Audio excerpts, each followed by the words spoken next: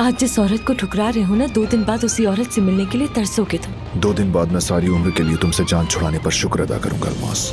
तुम कितने बेशर्म और बेहया आदमी हो फरहाद। 2 झूठे दस्तखतों के नमूने अली के मुंह पर मारने पर क्या तुम मुझसे तालियां बजाने की उम्मीद करते हो फरहाद?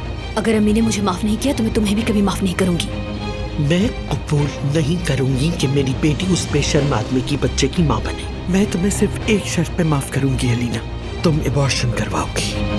अबॉर्शन नहीं करवाऊंगी। मैं अली को सब बता दूंगी, सोच लो अच्छी तरह।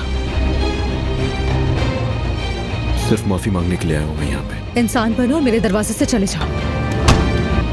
मैं वही करना चाहती हूँ तुम्हारे साथ जो तुमने मेरे साथ किया। मैं जानता हूँ तुम्हारे दिल में मेरे अलावा और कोई नहीं आ सकता। तुम्हें लगता है किसी और को नहीं चाहूंगी।